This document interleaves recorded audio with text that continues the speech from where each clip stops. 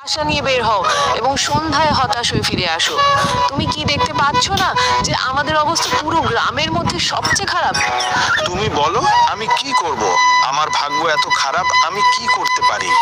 যখনই আমরা আমাদের অবস্থার উন্নতি করতে শুরু করি তখনই এমন কিছু ঘটে যা আবার সবকিছু নষ্ট করে দেয়। এখন দেখো, প্রথমবারের মতো কোনোভাবে আমরা কিছু টাকা বাঁচিয়েছিলাম। তুমি অসুস্থ হয়ে পড়েছিলে, সবকিছু খরচ হয়ে গিয়েছিল। তারপর রায়ানের পায়ে সেই গভীর আঘাত, তার চিকিৎসা করাতে আবার সবকিছু নষ্ট হয়ে গিয়েছিল। তারপর 8 বছরের রায়হান ছুটে এসেছিল এবং তার নিষ্পাপ চোখে ক্ষুধা ছিল, কিন্তু সে কিছু বলার সাহসও পেয়েছিল। বাবা, আমি অনেক দিন ধরে ভালো খাবারের জন্য আকুল। আমাদের বাড়িতে অন্যদের মতো খাবার তৈরি করা হয় না কেন? ইয়াকুবের চোখ ভিজে উঠল। চিন্তা করো না বাবা, আমাদের দিন অবশ্যই বদলে যাবে। এমন একটা সময় আসবে যখন আমরা অন্যদের চেয়ে ভালো খাবার তৈরি করব। তারপর তুমি যা খুশি তাই খাবে।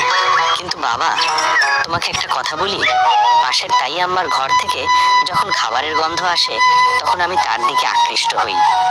একদিন আমি চলে গিয়েছিলাম, কিন্তু সে আমাকে দেখার সাথে সাথেই খাবার লুকিয়ে রেখে বলল, এখানে এসো না, এখান থেকে পালাও। তাই আমি ফিরে এলাম। ফাতিমার চোখ দিয়ে জল ঝরতে লাগলো, যেন কেউ তার হৃদয় ভেঙে দিয়েছে।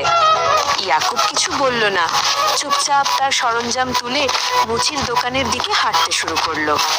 ইয়াকুবের মুচির দোকানটি গ্রামের মোড়ে ছিল। সেদিন পাটি বিছানোর সাথে সাথেই সে যন্ত্র তুলে নিল। তার মনে হলো তার বাহুতে আর আগের মতো শক্তি নেই। তার হাতের বাহুগুলো ক্লান্ত লাগছিল। হে আল্লাহ, আর কত পরীক্ষা নেবেন? আজ একজনও গ্রাহক আসেনি, এবং তার উপরে বাড়ির অবস্থা। রায়হানের নিষ্পাপ কথাগুলো আমার মনের ভেতরের সবকিছু ভেঙে দিয়েছে। ঠিক তখনই গ্রামের মোড়ল হাজী সাহেব দোকানে এসে হাজির। তার মুখে একটা আনুষ্ঠানিক হাসি ফুটে উঠল। হ্যাঁ ইয়াকুব, কি হয়েছে? আজ তোমার হাত আগের মতো শক্ত মনে হচ্ছে না। কি হয়েছে? তোমার মনটা একটু ভারী লাগছে কেন? হ্যাঁ মোড়ল মশাই, এখন আপনি তো সব কিছু জানেন, তবু আপনি জিজ্ঞাসা করছেন।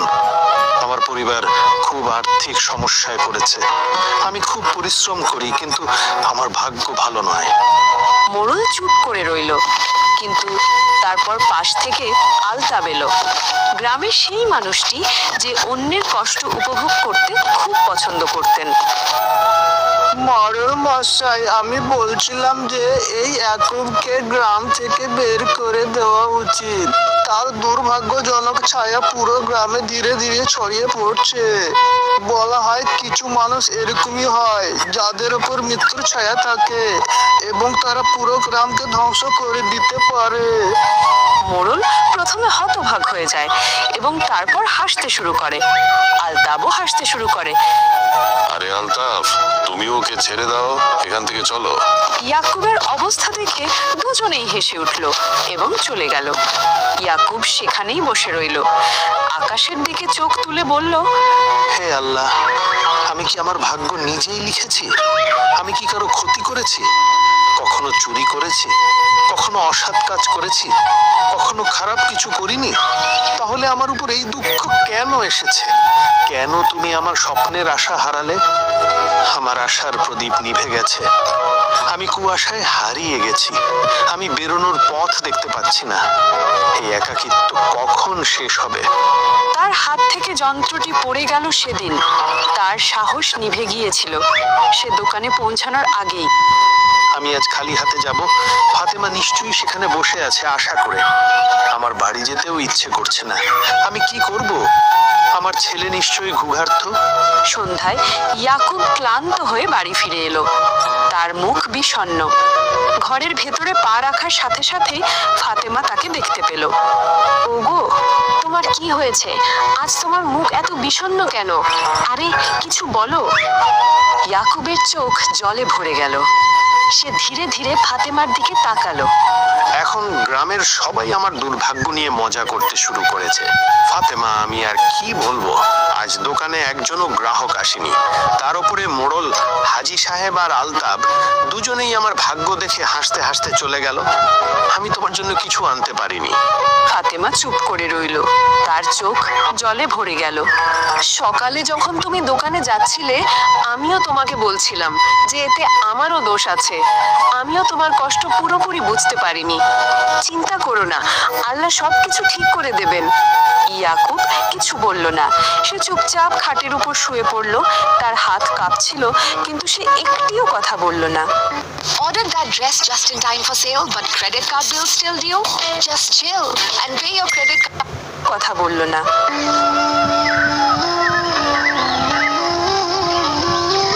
পরের দিন সকালে ফাতিমা ইয়াকুবকে বলল, ওগো ইয়াকুব, বাকিতে কিছু খাবার নিয়ে এসো, আমাদের গ্রামের দোকানদার হয়তো তোমাকে কিছু বাকি দেবে।